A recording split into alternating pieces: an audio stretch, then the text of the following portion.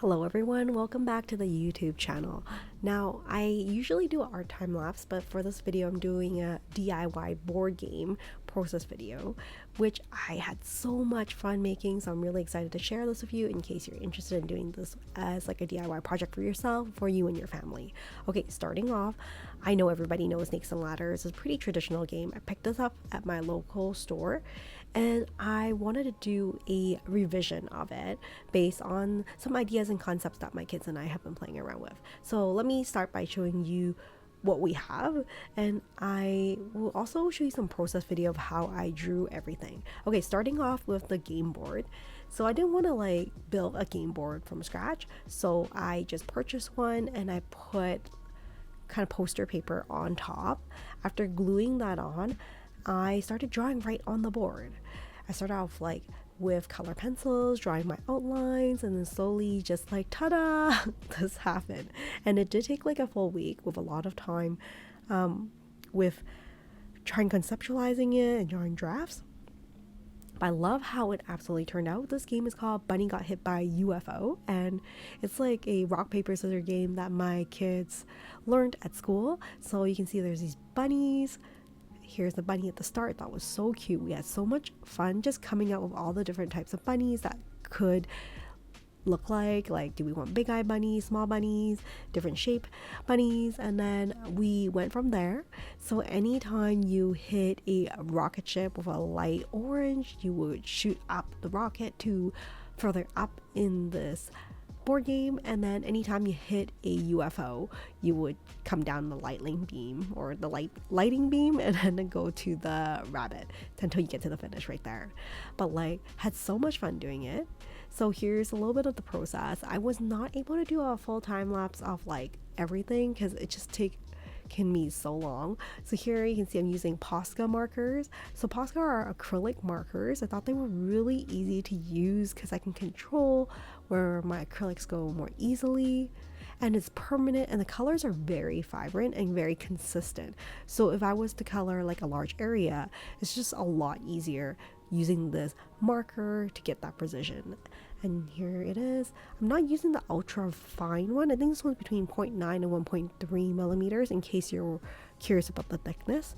And I try to like think about my color scheme early on in this drawing, so I focus specifically on those colors without like using all the colors of the rainbow, because I think aesthetically it looks a little bit nicer if you focus on certain colors. So you can see I'm just coloring away step by step. I think certainly if I did this on the computer and then like printed it out, it would be like a lot easier for me, but I really enjoy drawing it. So you can see whenever there's this UFO, you will go down the ladder, kind of like the snake. You can see there's lots of spaceships, especially near the end. So you just follow the beam and you go where the bunny is. Spaceship, bunny. Spaceship, go all the way down the beam, and there's the bunny at the end. Anyways, this game is called Bunny Got Hit by UFO. Very like catchy. Whenever you hit this light orange square, you go up the rocket to where the rocket lands.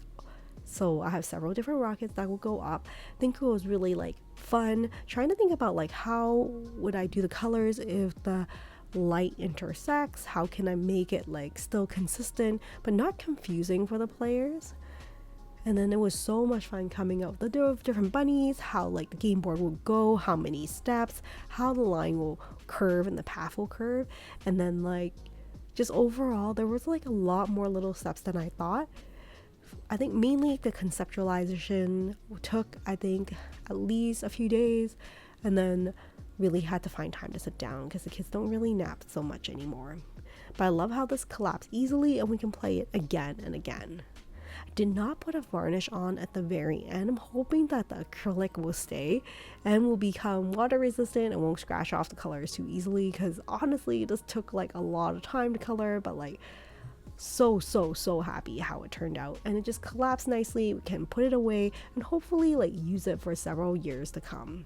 So here are the playing pieces. So you can see like I have like all these different bunnies and pennies. I think in the beginning my husband was suggesting maybe like there could be other ways to identify the bunnies. I think that would be very creative. I didn't spend too much time thinking about it. So you can see there's like 4 different playing pieces. And you might think that their like positioning and like what they're doing is a little bit awkward, and I'll explain why in a moment. Like for example, this bunny, isn't it kind of weird, like the playing pieces or the movement that it's making?